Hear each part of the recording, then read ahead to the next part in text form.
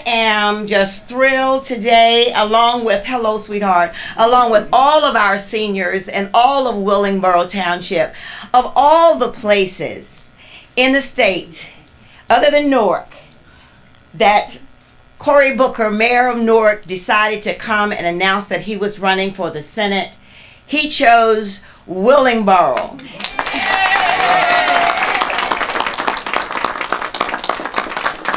It's not enough that he chose Willingboro, but on top of all of that, the icing on the cake, he came to the Willingboro Township Senior Citizen Center. Let me hear it, seniors.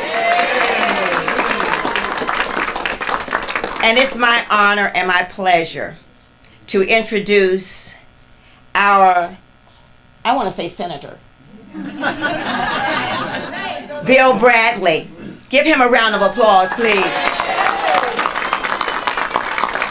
As most of you know, he was a senator from 1979 to 1997, honoring our state, representing us with all the tenacity, courage, and wisdom that we could have asked of anyone. And we are really, really proud of that. A graduate from Princeton University, a Rhodes Scholar, a master's degree from Oxford University. Give it up. And also has written 6 books. When do you have the time?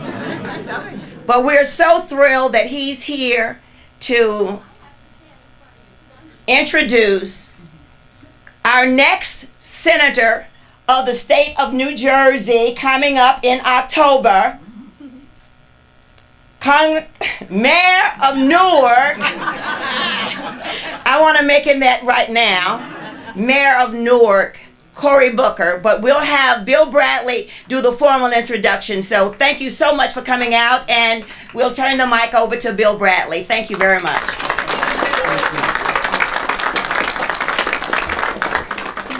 Thank you very much. It's such a pleasure to be back in Willingboro, and for this occasion in particular. You know, I was saying to the Assemblyman that the first time that I met Cory Booker, he was a recent college graduate, and I was a sitting U.S. Senator. And he came by my office to have a conversation about politics and life. And we talked for a long time. And I was taken by his intelligence, his idealism, his humility, and his empathy. And when he left, I thought to myself, you know, he could be a leader. And so it is just, for me, a tremendous opportunity to be here today and participate in this on Cory's announcement of his decision to run for the seat that I occupied for 18 years in the United States Senate representing New Jersey. So it is a very special moment for me. When I was a senator, each campaign I had, each of the 3, I would take one day among the days campaigning and go to all 21 counties of the state of New Jersey. And from the wind blowing through the trees in Sussex County to the incredible pinelands of Burlington County to the senior citizens dancing in Mercer County to the energy and the ethnic neighborhoods of urban New Jersey to even the Golden Star Diner in Passaic, where I would end that 21 county tour each campaign eating a 5-layer chocolate cake at the roadside. So I want to offer Cory a challenge, and that challenge is, will you go to all 21 counties in one day? Yes. Can you do that? And then second, I will, if he does that, I will bequeath to him the 5-layer chocolate cake. I always thought that certain things about the potential of politics, that, you know, it's really a noble enterprise, not a dirty business. And that if you respect people, listen to people, level with people, that they're going to give you the benefit of the doubt most of the time. And that's why, you know, every summer for my time in the Senate, I walked the Jersey Shore, encountering New Jerseyans in all their diversity and all of their opinions, and meeting them in a place we both love. That's how I would stand at commuter stops for the rail service in South Jersey and the Port Authority in New York, and listen to what constituents had to say as they rushed home from work. And that's also why at every town meeting, when people gave up an evening after a hard day's work and came up and asked questions about their country, I was reminded of the responsibility I had to represent them and the opportunity I had to serve them. I think that what is best about politics is, in some senses, that you can get people to think and see beyond themselves. And what's best about politics, certain political leaders can get people to understand that life can be better if they stay together, and that it's not naive to appeal to our better side, and that people can indeed trust their neighbors and the people and in humankind. For this kind of politics to triumph, in my view, requires committed citizens and leaders who can call that commitment forth. And the reason that I'm here today is because I know in my bones that Cory Booker understands that kind of politics, embodies that kind of politics, and is that kind of leader. A leader that has accepted the radical premise that you can tell people exactly what you believe and win. I look at Cory's years since we met in my Senate office, and I see a lot of incredible things. A record that he's established in Newark, whether it's jobs, whether it's investment, whether it's parks. Let's see him he's learned to listen, really listen to people. And goodness knows we need that in Washington these days, where we need more people with ears and less mouth. And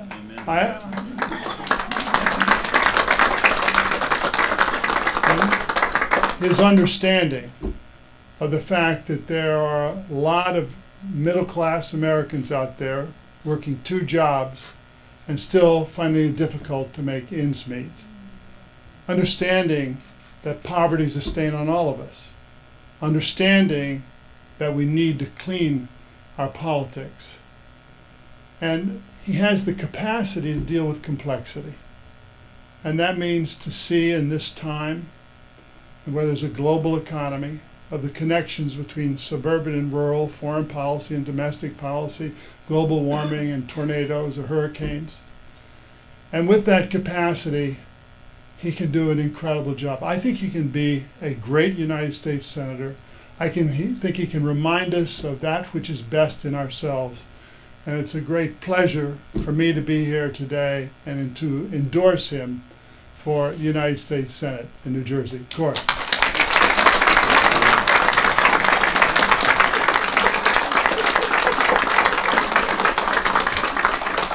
So that was tremendous. And before I talk about Senator Bradley, I just want to thank everybody from being here, from county leadership, our chairman, our assemblymen, council people here in Willingboro. I don't want to start naming folks because of the cavalcade of great leaders, great local leaders that I've gotten to know for some time, who've not only agreed to stand here today, but have been standing for the right issues for a long time. And I feel very humbled that here in Willingboro, over the years, I've found a home.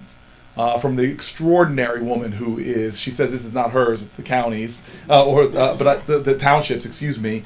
But the reality is you've treated me like one of your family members from the first second I met you. And so this is the Jersey I know. This is the Jersey I love. Is that when it comes to folk, that we have each other's back, that we watch over each other. And today I'm very proud, if you look behind me, from young to a little younger, that there's a lot of folks who are standing with me in this. But I wanted just to take a moment and just say a word about Bill Bradley on a very personal level. Look, I always thought I was going to be running nonprofits. From the time I was in law school, I ran college, I ran a 24-hour crisis suicide hotline. And I thought that's what I was going to do. Even when I was in law school, I was running legal clinics. But it was in college that I first really got to know my own home state senator when somebody said I had to read the speech he gave on the floor of the Senate about race. Here was a white man standing up in the United States Senate and speaking about the issues. This was after the Rodney King riots that were in LA, after the verdict in that trial that we all know about.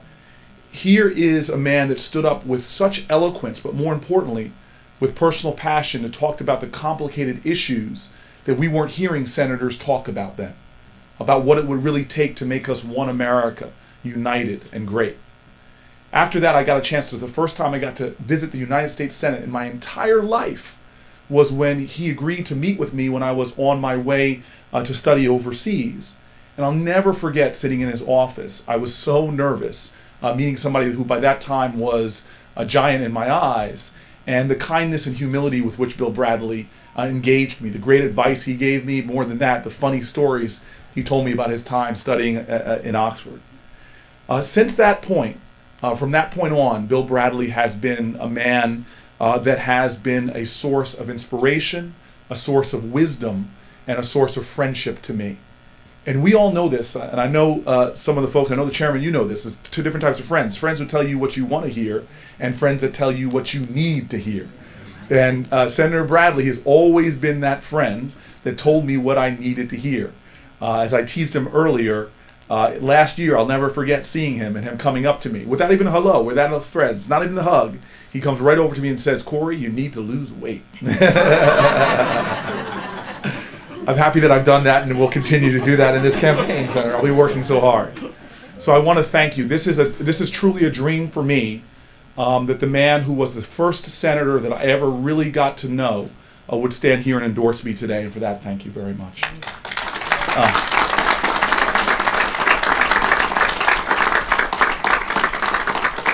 So there's a lot of leaders up here. Assemblyman who has my kind of haircut, and we all actually feel a sense of loss today. This was not where we planned to be. None of us planned to be standing here today. And so it's very important at the outset that we acknowledge a great United States Senator, Senator Frank Lautenberg.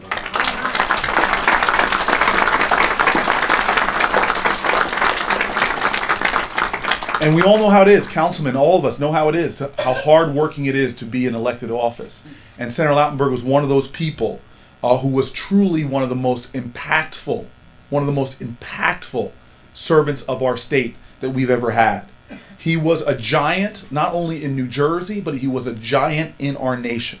From his service in World War II to his assiduous work in the United States Senate, we have all of us here, whether you know it or not, we have all been blessed by his service in many years to us in this state. And I will tell you this, that generations yet unborn will also benefit from his legacy and his contributions. But I am here today for a reason.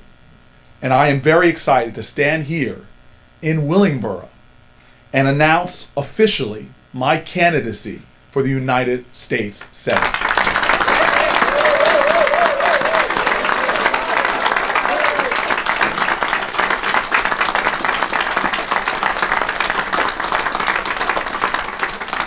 Folk who know me have always heard me say, I love it saying it, that democracy is not a spectator sport.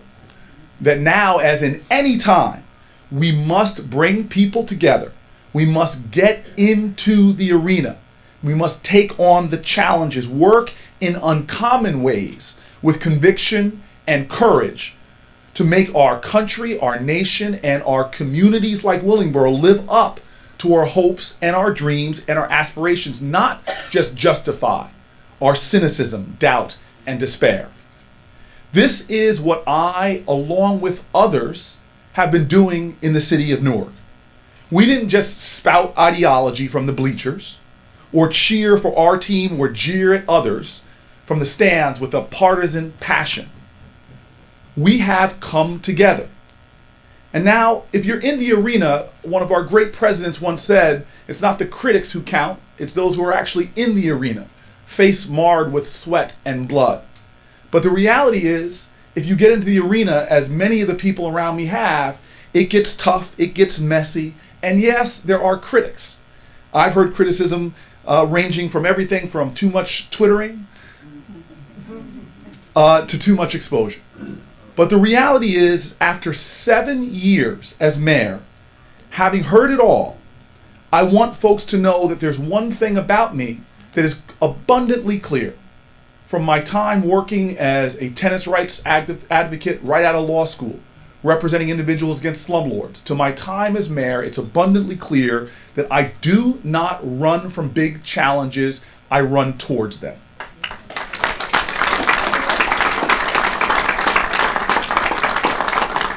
And so what's exciting to me is with that attitude, I didn't run alone. In the city of Newark for 15 years, we partnered with people in the city and actually around the state and beyond, every sector of our community, to take on big problems. We worked on tough challenges, engaged in difficult, complicated work, and together we've made real progress in that city. We've raised the quality of life. We changed a community. And despite the cynicism of so many that said that kind of progress is impossible. Well, I'll tell you right now, we've had change in Newark, but it's time that we have change in another city. You see, too many people have come to believe that Washington, D.C. is a place where nothing gets done, where people don't work together, they don't find compromise and common ground, they don't make progress, and I've heard it all over our state from so many of our friends that Washington is not doing what it needs to do to stick up for American families, taking on the difficult problems of improving the quality of life for our communities. Well, this has to end. It has to end with us. We in New Jersey, yes, we see our economy starting to get better, but our families are still not seeing enough good jobs that can support a family. New Jersey residents are hearing endless talk from government in Washington, but not enough real help in making ends meet, in expanding opportunity for their kids, and ensuring a safe and secure retirement. And so I hear it all the time with increasing uncertainty and increasing frustration, people looking at Washington, D.C. and say that Washington is a lost cause, throwing up their arms, that D.C. is broken and that the two sides are too far apart. Well, I understand the skepticism. You can't open a newspaper and not feel some type of skepticism, but I reject it. And what's more important, years of living in New Jersey, from growing up in one of our smallest suburban towns to being mayor of our biggest city, I know this state. And we as a state won't accept it, especially when we know we can do more, we can do better, and we deserve better. Look, we have, please.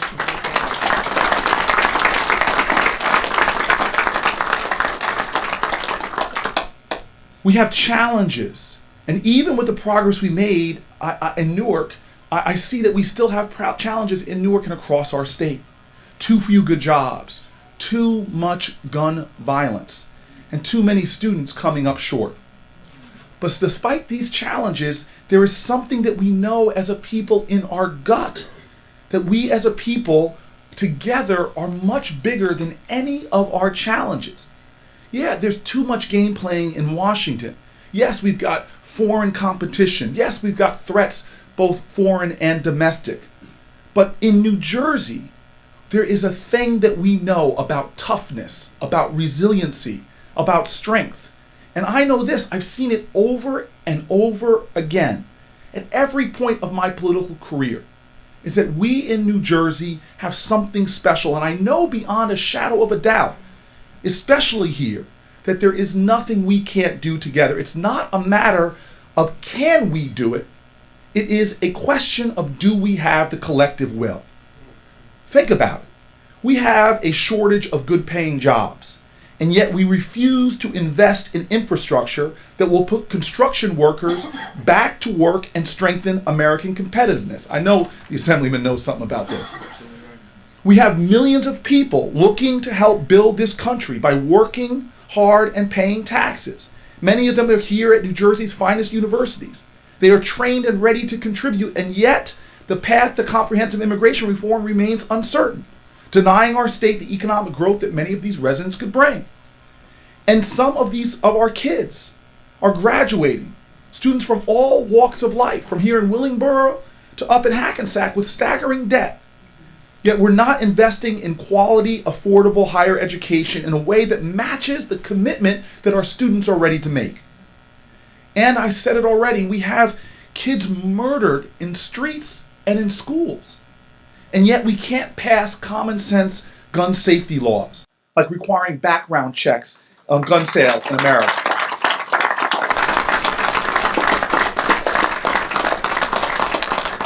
So I stand here. I stand with other New Jersey leaders. I stand here because I know when we work together, I've seen from experience that there's no problem we can't solve. I stand here. We are here because we know who we are and what we are capable of doing together for New Jersey and our nation. It is this unwavering, unshakable belief that has led to Newark's resurgence. Look, when I took office, people said we couldn't get crime rates down, but today the streets are safer. And for the first time in 60 years, the city's population is growing, with people moving back into our city to be a part of the continued change. More families are seeing better and better futures. We've made change. You look around Newark now and you see the first downtown hotels in 40 years, the first office towers in decades. Our budget, even though we faced a savage budget deficit, it's now balanced, the deficit slashed. And city workers are delivering more services, working smarter with fewer resources. From acres and acres of new parks to a doubling of the production of affordable housing in a down housing market. From new businesses, new jobs, court reform, services for our veterans, all of these things show that in Newark, we've shown that we can do impossible things when we come together, and I did not do this alone. If I can claim any credit as a leader, it is simply that I was successful in bringing together our strength, bringing together our community will, to believe that better things were possible. I've seen community leaders, philanthropists, residents, entrepreneurs, clergy members who didn't just bet on themselves, but believed in what we can do together. And so this, to me, is why I stand here today.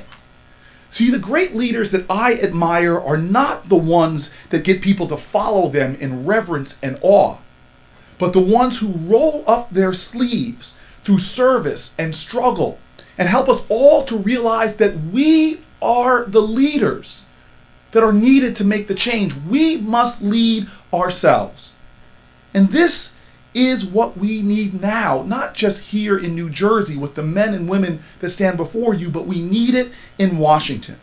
We need more and more people in DC that not just help us look at problems, but help us to transcend the lines that divide us and make sure that we embrace the ties that bind us.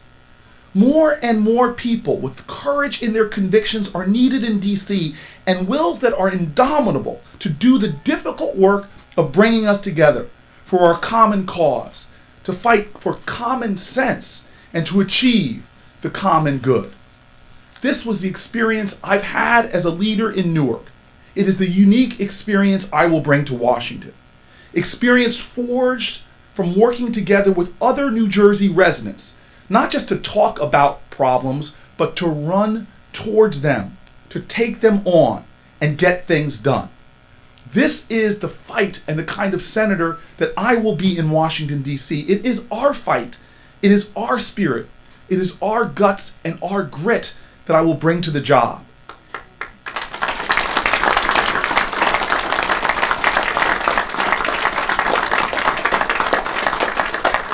Because we know it's time to have more courage in DC to take on the big problems, to speak up for those that are too often marginalized, to take risks for the sake of our children and family, and to have the valor, yes, the valor to reach across whatever lines divide, to join with others and brick by brick to build a stronger foundation for our future, for New Jersey and America.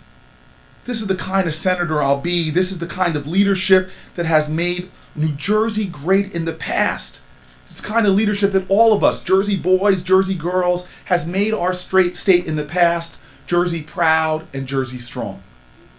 I will fight on your behalf. I'll be relentless in my pursuit of the common ground, unyielding in my effort to bring people together.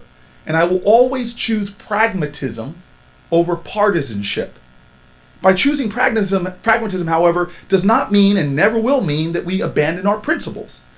Together, in fact, I think a new era is coming to American politics. I see it at the local level in counties like Burlington County, where we start to rekindle the fundamental American understanding that principled people can hold to their beliefs and still find the common ground necessary to advance the most diverse, unique, and exceptional nation on the globe.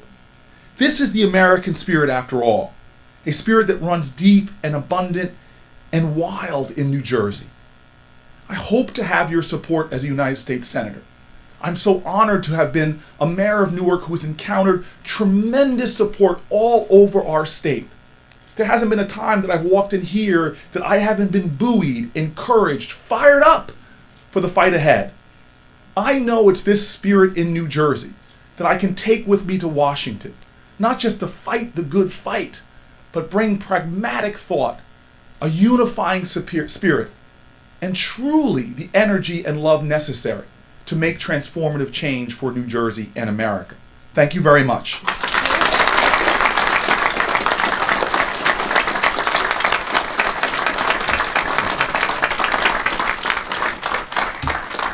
All right, I needed that sugar to get me going, but I'd love to answer a few questions from the press if possible. Yes, sir. Mayor, in saying that And could you identify yourself? Andrew Sider with the Philadelphia Inquirer. Yes. In saying that you would not run for governor, you said you wanted to finish out your term in New York. Obviously, circumstances have changed here. Could you just explain sort of how the dynamics have changed and your decision now to... Yeah, let's be clear. There's not a person up here that did not want Frank Lautenberg to finish out his term. And I'm even looking at some of the legislation that he was fighting for until his last day. Things like reforming some of the chemical laws. So this is not what any of us wanted nor expected. But I think, God has welcomed Frank home as good as a faithful servant. And, there always the old saying, men plan and God laughs. And so right now we have to adjust to a ramped up timeline. In the city of Newark, that puts a lot of pressure on me because I got a lot of things I need to finish in the city of Newark. I plan to have a full year to do it. Now I'll have 7 months less. And so, to be very blunt with you, I'm not going to be sleeping much in the next 4 months or so. But we adapt. And right now, I know I can continue to deliver the things that need to be done, put into the pipeline to make sure Newark continues its progress. And by the way, our momentum and progress is not dependent on one person. It's dependent on the strength of that community to keep driving things forward. And I'm not leaving. I may become a United States Senator, but my residence will be on Longworth Avenue in Newark, New Jersey. And so for the Senate right now, thank you. And for the Senate right now, we need great leadership. We need to put people down there that are willing to fight the good fight, to pick up the torch or the baton where it has been laid down and advance it. That's my determination. What is my determination to do? All right, yes, sir. Bob Ingalls, Gannett. Claire, could you tell me the top 3 things you think you've accomplished as mayor of Newark? God, you're going to limit me to 3? These are the moments I'd like to filibuster. I'm trying to get some practice. What I've done in one city is what I want to do in the other city. In Newark, we brought everybody together. I know it doesn't sound like something you can measure, but the ability to bring our community together, philanthropists, business people, neighborhood leaders, clergy, nonprofit leaders, has helped to accelerate the pace of change pretty dramatically in our city. Things were happening in Newark before I became mayor, but what we've been able to accomplish together has been a pace of change that people have not realized. So let me give you 3 components, and I'll not filibuster anymore. Newark is 3% of the state's population.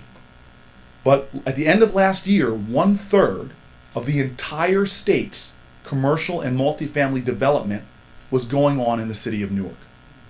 So in other words, we are the economic boom town of New Jersey, and it's continuing.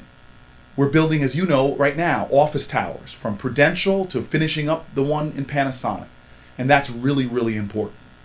On number two, under very difficult circumstances, I've got about 1,000 police, 500 less than my predecessor. Under difficult circumstances, we've made measurable decreases in crime, more than 25% down on shootings. And we're doing well this year and have a great summer plan. Public safety is key, but one of the things I need to finish, to your question, is making our city police department more accountable. We're working right now with the ACLU and others to create more transparency in our police department and better bonding. So public safety is absolutely number two. And then the third thing is just raising the quality of life for children and families. And some of that was cleaning up the budget mess. When I came in, I had a $700 million budget, just like the federal budget's deficit. I had a budget deficit of about $120 million. This will be the first year we come in and have a structurally balanced budget, not relying on emergency aid and all those kind of things that kept our city and many, unfortunately, cities around the state which have to accept. We've been able to clean that up and start to focus our resources on empowering young people. And so from school reform, which we've done, creating thousands of seats of high quality seats for our kids, to going from one of the worst cities in the nation for immunizing children to one of the best, to creating the biggest parks expansion in our city over a century where our kids can play and enjoy. There's a whole bunch of things we've done. Dealing with the obesity problem by creating the state's biggest urban farming city, bringing in new supermarkets so we get rid of these food deserts. Trying to improve the life of families is so important. And this is an environment, and this is in a very important center that can testify to the fact that we have different kinds of families. We created New Jersey's first ever grandparent support center, because you could talk to folks around here and know that about 10% in my city of our kids are being raised by their grandparents. So we've taken a comprehensive approach to empowering children and families, and that was what I'd say was my third biggest accomplishment. Yes. Yes, sir. But I will like to say, I think we need to replicate this center in northern New Jersey as well. Yes, yes. I'm going to rely on some assemblymen to get that done. Re-elected assemblymen, yes. Back to the point where you said it's not unfolding the way anyone expected. You have potential 3 of the heavy hitters in your party right now, facing off in the primary. How damaging do you think to your party? Well, I think that's a decision that each candidate's going to have to make. One thing, we haven't finalized our campaign plan, but I do not plan on running negative ads against fellow Democrats. I mean, that's ridiculous. We've seen brutal, crushing primaries like that recently. That's just unfortunate. Let me tell you about the 2 men that I know are running, Frank Pallone and Rush Holt. Rush Holt is a great man.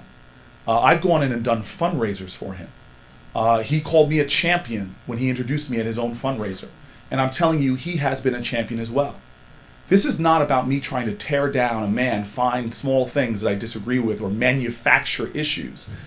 This is about my vision, what I can articulate that I want to do for the people of the state of New Jersey, and I trust the voters here to make that choice.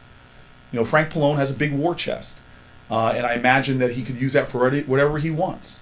But you will not hear me, see me turn on your TV and see these negative ads that, frankly, I think New Jerseyans are sick of.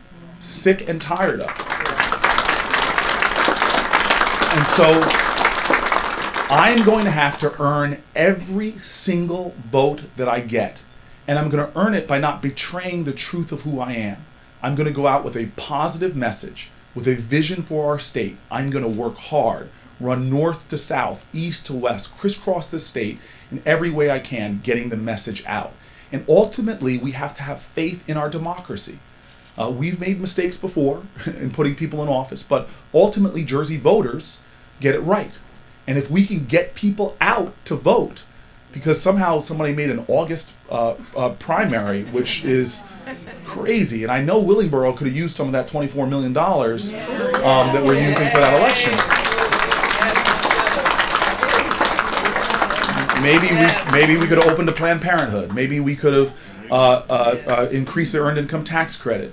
But it's an August primary that's all going to be about getting people to the polls. And I know this for a fact.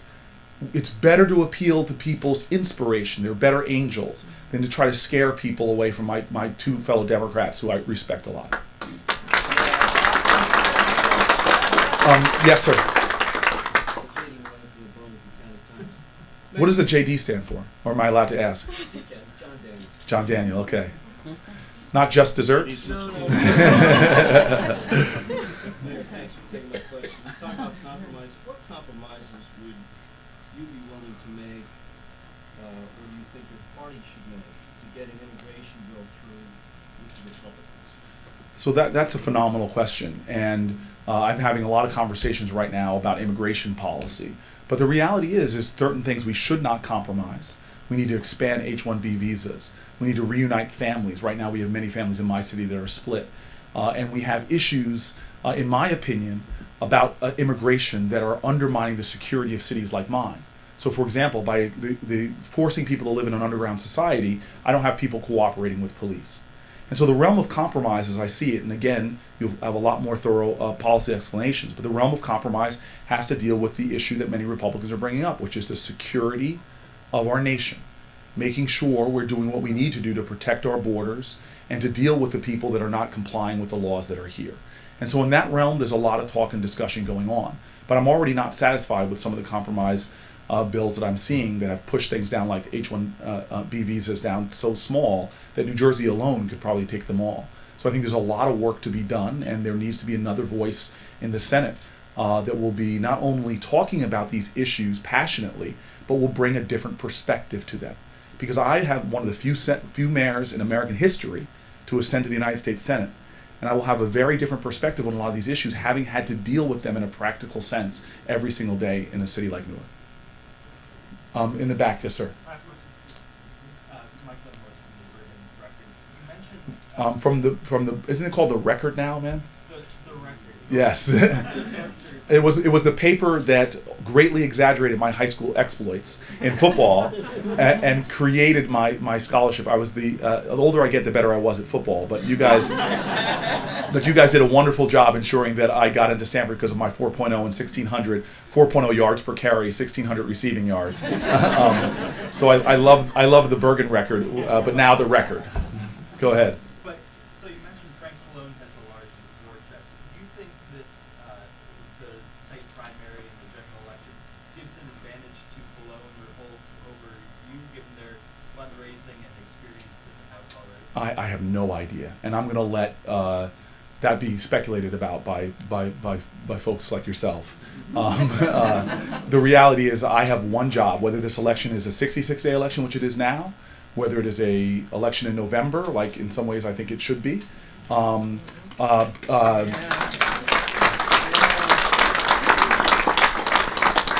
only know one way to win an election.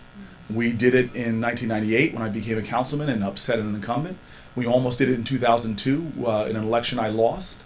And we did it again in 2006 and 2010, is to go out and connect with voters. This is going to be a field election, and I trust the voters of this state, and I'm going to go out there and touch as many of them as possible.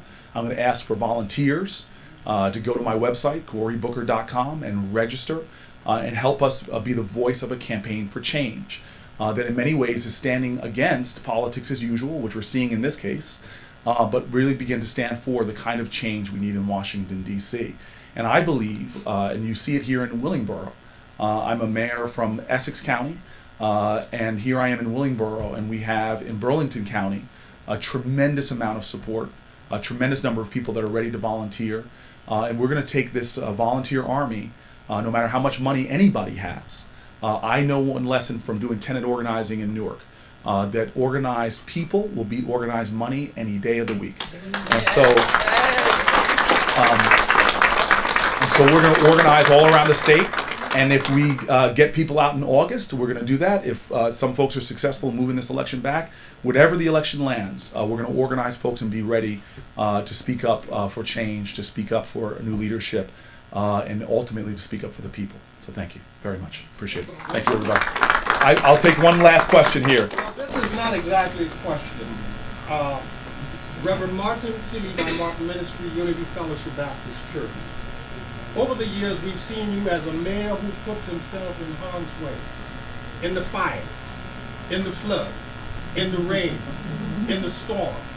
As a member of the clergy in this Willingboro community, Yes, sir. we want to commend you Thank for you. the way you put yourself in a cruciform state for this state, for this people. And we who are from Liberia and do vote in this country because we're citizens, we have your full back. Thank you, Pastor. Thank you. And Pastor, I'm about to violate a lesson.